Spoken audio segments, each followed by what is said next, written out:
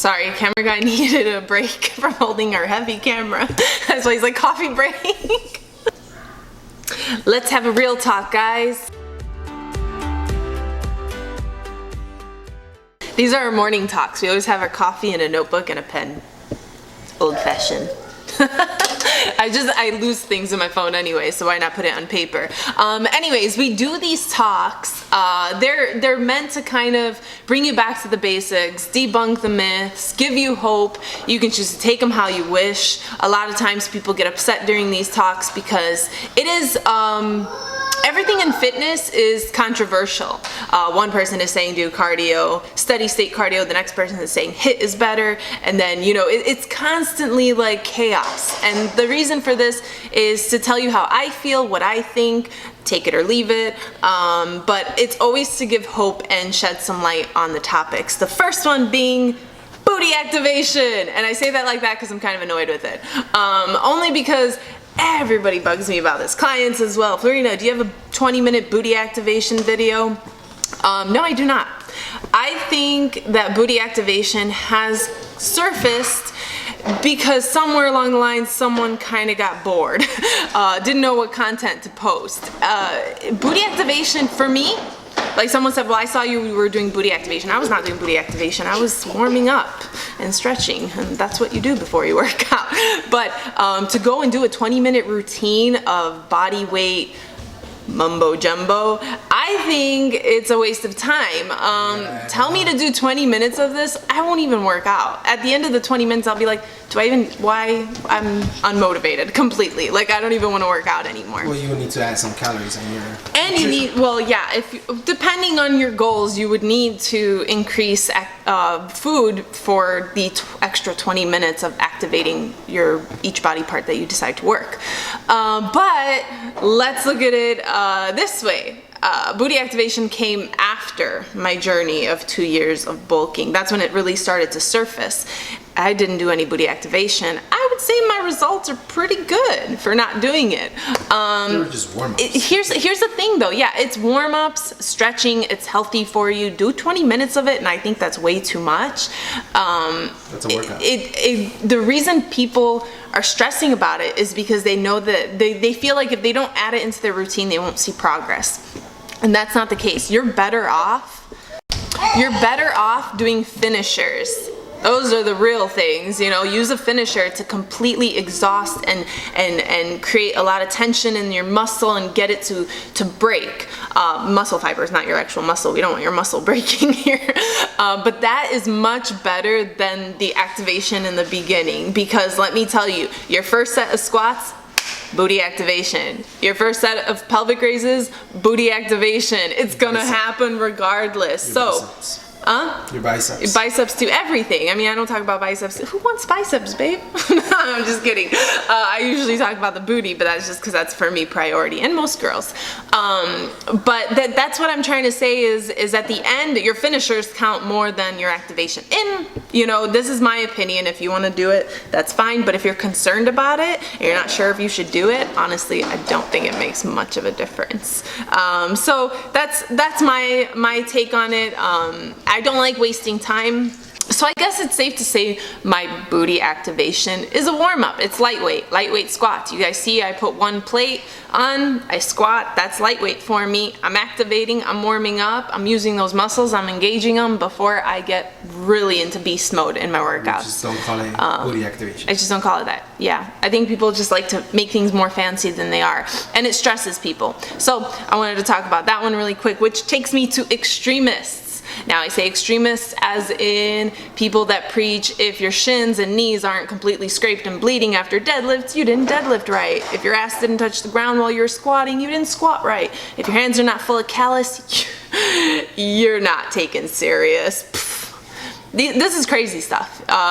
You don't need to kill yourself in the gym. Like, literally, I'm saying you don't literally need to kill yourself, scrape yourself, cause damage, scars, all that stuff to be doing effective workouts. I've never scraped my shins when I do deadlifts, and I do deadlifts really well. I think they're a great workout, and they've really improved my body immensely, I think. But I did not have to do that. I do squats. I don't touch the ground with my booty, and I don't think many people can do that, actually. A lot of people don't have the flexibility to do that, so it can be very discouraging when everyone's saying ass to the grass, and you're like, my ass just doesn't do that. And it shouldn't for a lot of people because of that wink I told you guys, where your tailbone looks like it's tucking in. That becomes very harmful. It's putting a lot of strain on your spine. So not everyone can do it. And when people say these things, it could make others not want to do it. Like, well, why should I squat? It's ineffective if my butt isn't touching the ground. Or, I probably shouldn't deadlift because I'm not really scraping my shins, nor do I want to. So if it's not going to be effective, maybe I shouldn't do it. These are extremists. These are people who really take beast mode to another level. Like, you don't need to bleed in the gym. It's not really that difficult. Your fitness goals do not require that much pain. Yes, you should feel pain as in soreness and the burn, but you should not be bleeding and walking out of the gym that way. That to me is an extremist. They like to post cool content, I guess, but just take it like that. Don't think you got to do it. There's extremists in diets too that just, people who judge every little thing you eat and think you shouldn't eat this or that, or, oh my God, you're having a piece of cake or a donut, that's terrible. And that can also be very unmotivating for people because, come on, who doesn't love food? Everybody loves food. Everyone loves, a little piece of sweet. Everyone talks about food. And when you tell someone that they have to eliminate all sugar from their diet, all simple carbs, other things, but I don't want to get into that because this is not about picking on any diet or anything, so I don't really want to specify any of them, but it unmotivates people. They're like, oh, I have to give up cake. I love cake. No, you don't. Just eat it in moderation. Or pizza. I have to give up pizza because everyone tells me if I eat pizza, I'm not fit. You don't have to give it up. You have to eat it in moderation. You got to eat towards your goals. But don't allow extremists or people who run out of content to really change the way you view fitness, because it's going to make you not want to do it. You have people who are doing cardio an hour a day every day, and somebody who hates cardio is going to be like, I'm not even going to bother because, what's the point of trying to be fit if I have to do an hour of cardio every day? I don't feel like it. So what I'm saying is a lot of these things unmotivate people or make them feel like they can't do it because they really don't enjoy doing it. And I tell my clients, fasting, for instance, I love fasting. We live by fasting.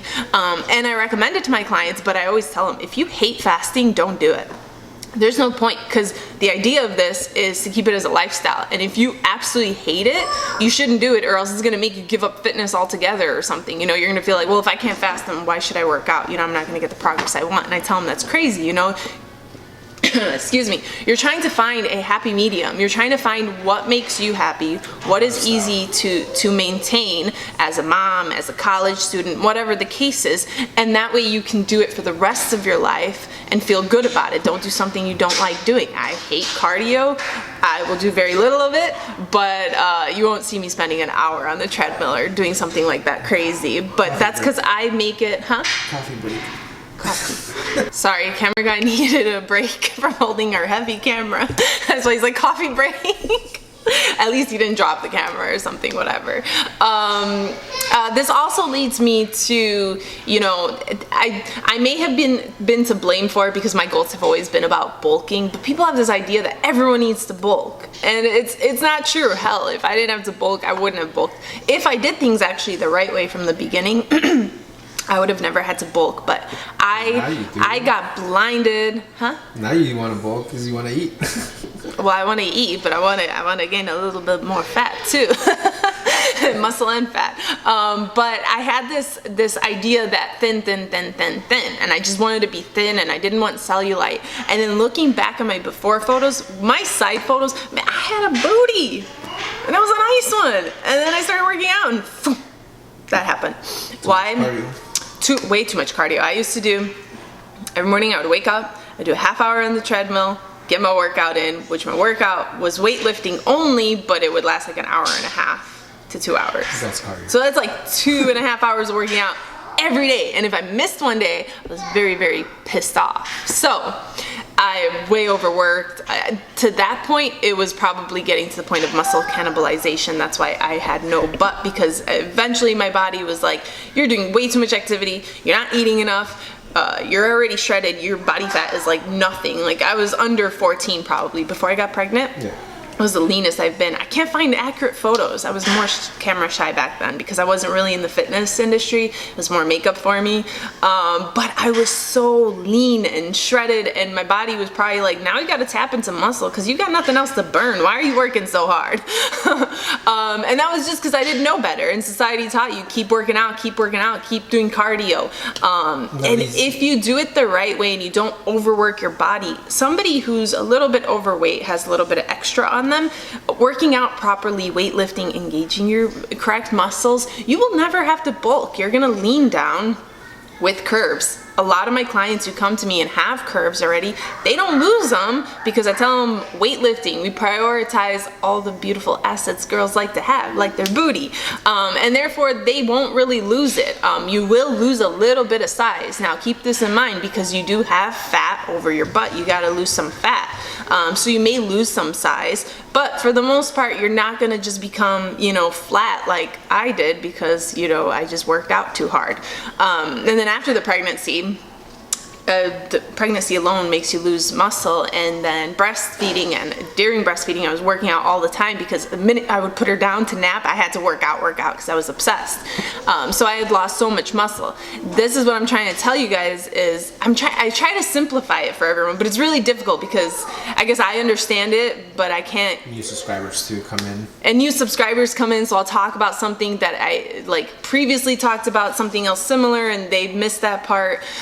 So I get repetitive questions, and I guess it's hard for me to sum it all up in one, because it makes sense to me, but it may not make sense to you. But take your body, for instance, if you are overweight and you want a butt, and that's what you're thinking about, even though you have extra fat on you, think of it as do it the slow way, weightlift. I have people who are like, well, let me just do a shitload of cardio, and then once I lean, I'm gonna take up weightlifting. It's like, no, that's like you're adding years of work onto your journey. Just start weightlifting, start molding your body. You're not gonna see a drop in weight. And a lot of people get upset about this. A lot of people can't look past this, oh, I want the scale to go down. You're not gonna see a huge drop once you start weightlifting because you are building muscle. You're exchanging fat for muscle. This happens often.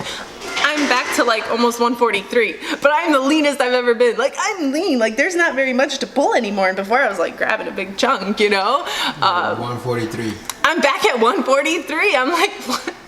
When I was at 138, I got down to 138, my stomach was still pretty big. So should I have been happy at 138 if my tummy was bigger than it is now at 143? No, but I thought I'd share that with you guys. The scale went back up. I don't really care. And I find it funny. But that's just something to think about. Stop obsessing over the scale. Do what's right for your body. Look at the big picture. Forget the cellulite, forget I'm gonna do a shit ton of cardio, I'm gonna stop eating, don't be an extremist because you're gonna make a really big boo-boo, you're gonna lose all your muscle, you're gonna maybe have extra skin because you did rapid fat loss, way too quickly, ate at such a deficit. You didn't build any muscle in order to give you an uplifted, nice look, and now what you have to do is get leaner to make sure you get rid of all the rest of the fat you have left, and then bulk, which just makes your journey way harder. And I get so many clients who come back at me and they're like, oh my God, Florina, I'm so depressed, I gained 2 pounds, or I haven't lost any weight, but I am down 2 jean sizes. And I talk about this so often, but I'm like, please watch my video. You're my client, watch my videos. I talk about this all the time. If you are literally looking in the mirror and looking better, screw the scale. No, it doesn't matter what the scale says. Yeah, you drop 2 sizes, things fit better on you. Because you were a 9. Yeah, I was a 9 in jeans. At my heaviest, 143. I'm a 7 in jeans. At my heaviest, 143. The scale is silly. It's 7. It doesn't really matter. Don't concentrate on it so much. Yes, use it for reference, maybe laugh at it a little bit, but do not take it 100% serious. Look in the mirror. If you are getting your pants are currently getting tighter, that is a concern. But if you are losing size, who cares, you know? Do like, the Lila thing. Yeah. When Lila doesn't like something, or when she gets scared. What do you think about it?